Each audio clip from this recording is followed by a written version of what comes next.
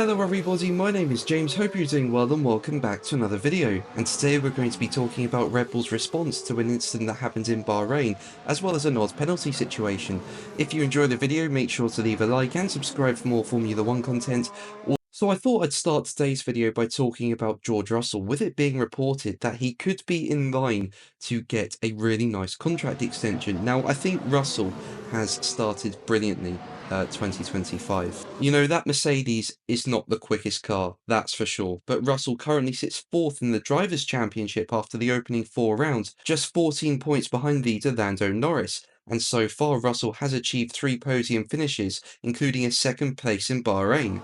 And what you've got to remember about that 2nd place in Bahrain is that Russell was battling so many issues with his car as he did that. So really impressive stuff from Russell so far, and according to Autosport, his form has strengthened his position in ongoing negotiations with Mercedes as the team looks to secure him a new deal. And the publication went on to say, according to paddock sources, Russell is expected to sign a 2-year extension with an option for 2028 in an agreement believed to be worth around $30 million per season. So that's a huge contract extension, but I do feel Russell deserves it. As I said, he has scored multiple podiums in a car that's not the quickest, and I do feel he's really stepped up into the team leader role since Lewis Hamilton left the team at the end of 2024 for Ferrari.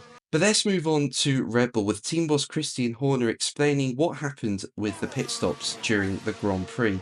Now, the team were affected by slow pit stops, and this was due to a problem with the automated light signals, which cost both drivers time in the pit lane. And it really did cost them, like the tyres were changed, the drivers were ready to go, but they had to stop because they weren't clear to go, even though they should have been clear to go. So a really odd one there, and as I say, it cost both Verstappen and Tsunoda time in the pits. And speaking about it, Horner said, "I think we need to look into it. I've just heard that there was some kind of wiring or electrical issue with the gantry, one I certainly haven't seen before, where I mean the drivers live by those traffic lights, and the actual stops were pretty good. One of them was a 2-second stop, but then the driver's waiting for the lights, and obviously it didn't go out, so everything's gone into quarantine, and we'll have a good look at it." Now, it's very rare you'll see something like this, so hopefully it's just a one-off for Red Bull, but it's something that does need to get sorted for sure. As Horner said, you know, the drivers live by those lights. There's no lollipop man anymore. You know, it's those lights that determine when the driver can go, so it needs to be perfect.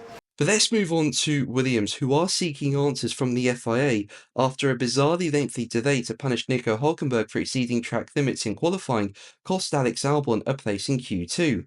Now, Albon was knocked out in Q1 in 16th place. He did briefly make it into the top 15, but at the end of the Q1 session, Nico Hülkenberg put in a lap that dropped Alex Albon back down to 16th place, and that meant he was knocked out of Q1. And while Albon was knocked out, his teammate Carlos Sainz went on to qualify a very impressive 8th place. But it was revealed sometime later that Albon should not have been among the 5 drivers to have been knocked out, because Hülkenberg's fastest lap that got him through to Q2 breached track limits at turn 11. And without that lap time, he should not have been put through to Q2.